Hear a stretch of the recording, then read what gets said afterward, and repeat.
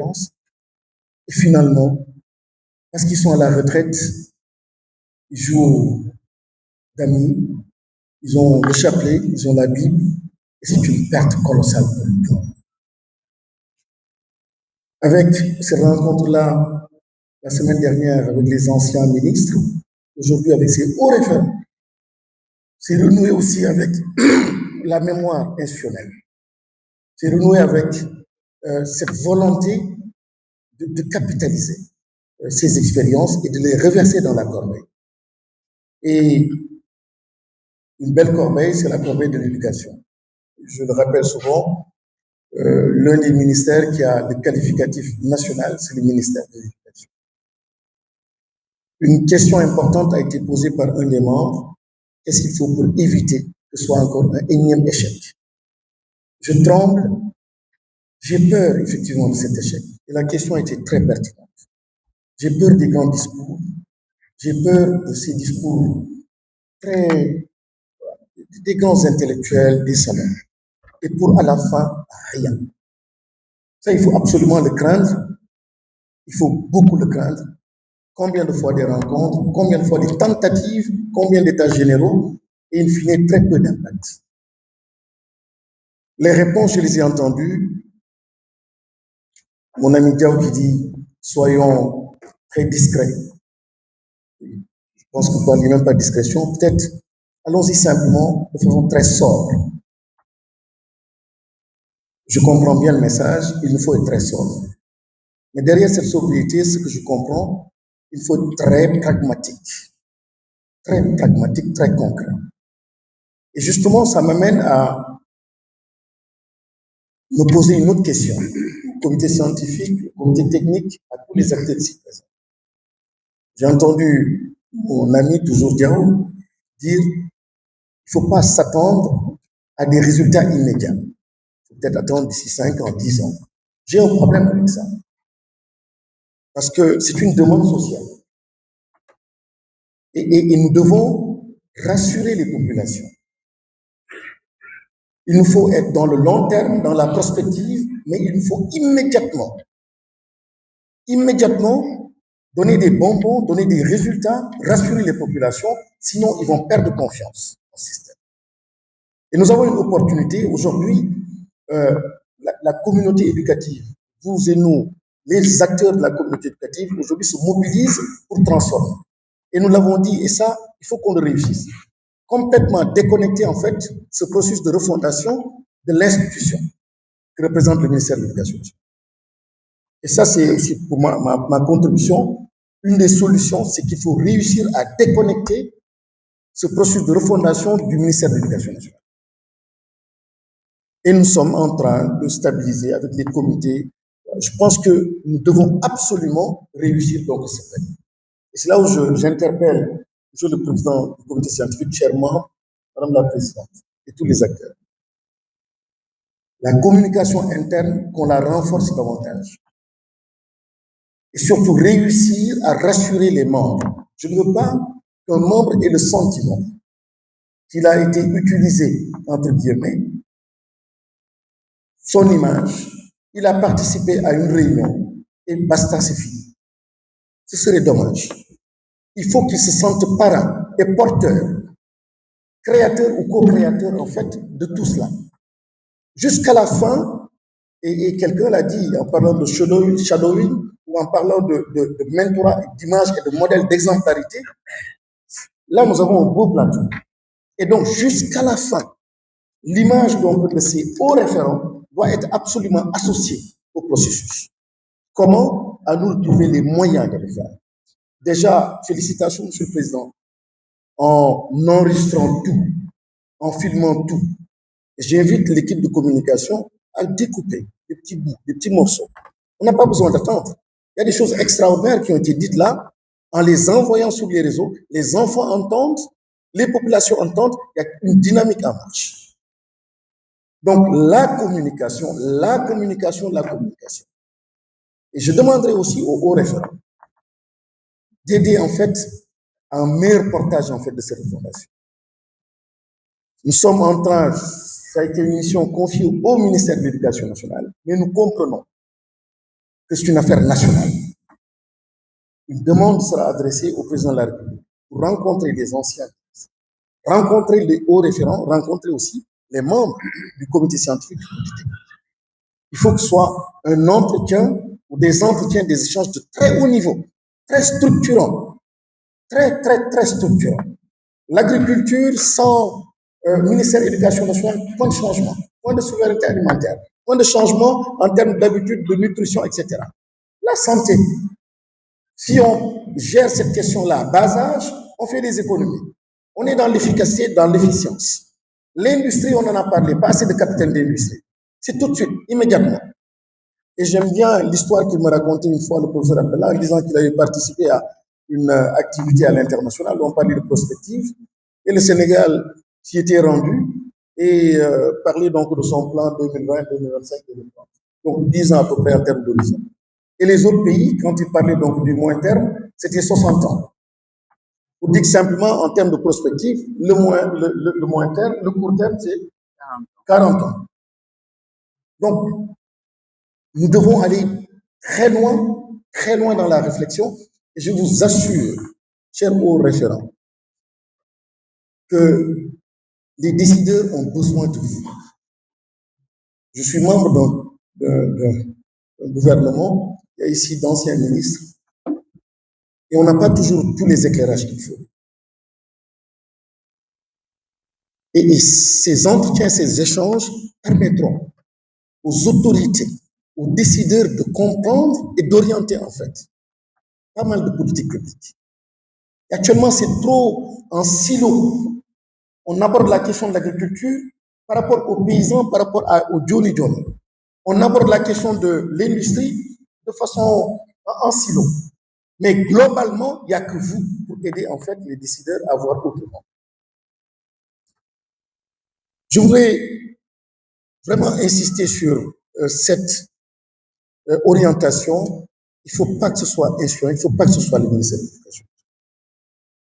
La mobilisation sociale, elle est déjà de mise. Ce que nous sommes en train de faire là sont des étapes importantes. Descendre directement sur le terrain, et le comité technique l'a fait. Ils sont avec les académies, avec les IF. Donc déjà sur le terrain, il y a des actions qui sont en cours. Mais il fallait aussi, comme il le rappelait tout à l'heure, Monsieur le Président, la séquence 0, c'était ces rencontres avec tous ces ministres et chacun a eu à porter une politique. Chacun a eu à impacter le ministère de l'Éducation nationale, à lui donner une orientation. Il était bon de les regrouper et de retenir l'essentiel, une trajectoire. Et aujourd'hui, avec vous, aux référents, nous plaçons la barre à un niveau extrêmement élevé. J'aime bien la dimension religieuse spirituelle. Je préfère le terme spiritualité. Le monde en a besoin, pas seulement le Sénégal. Et le Sénégal est un exemple extraordinaire, un modèle extraordinaire. La paix que tout le monde recherche. La paix que tout le monde recherche. Ces questions de sécurité dans le monde, in fine, à la fin, on cherche la paix. Et le Sénégal l'a démontré, a montré qu'il était capable d'aller au-delà des ethnies, des langues, des religions, pour aller vers l'essentiel, la paix. Senghor, on se souvient. Les relations de Senghor avec Seigne Fallou, on se souvient.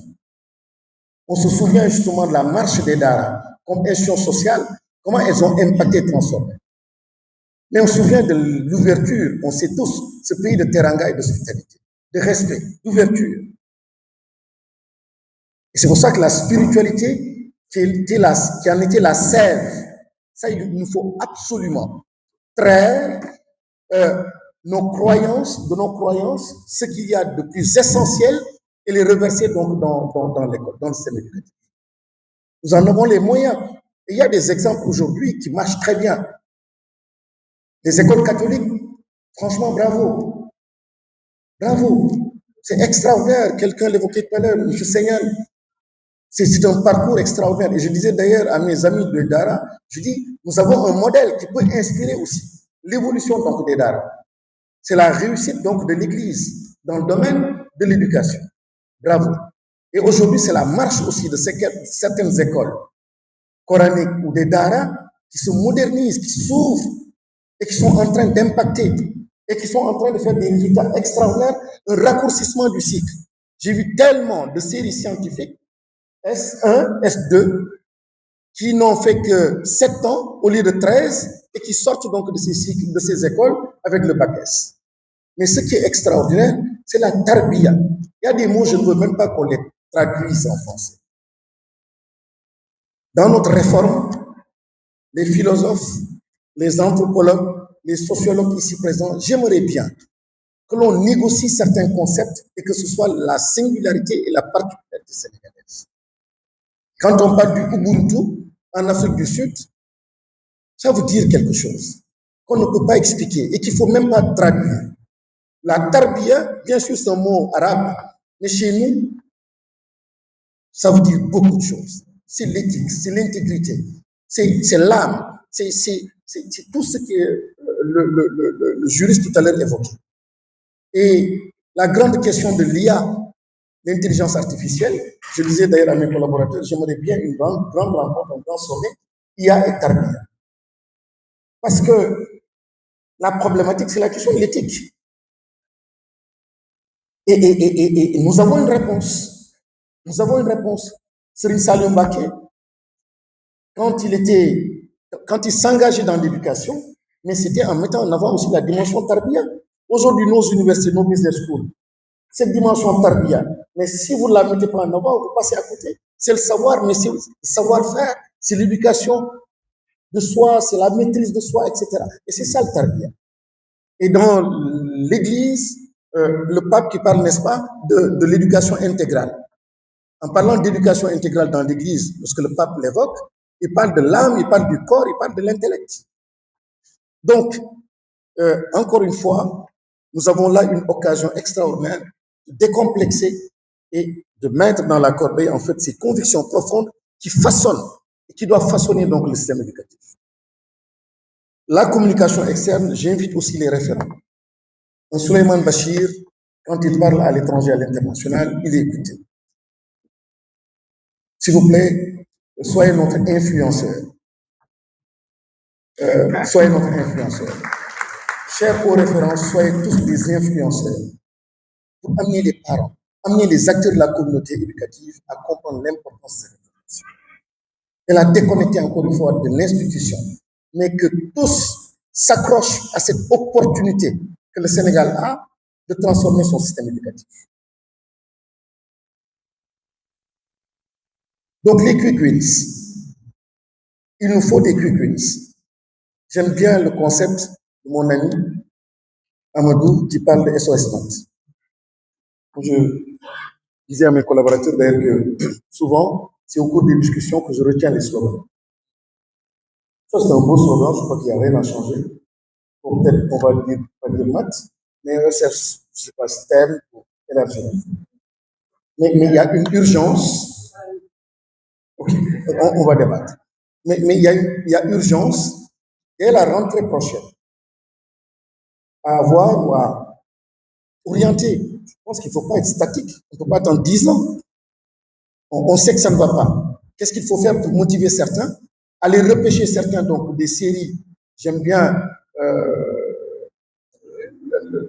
Souleymane Bachir l'a dit, faussement littéraire.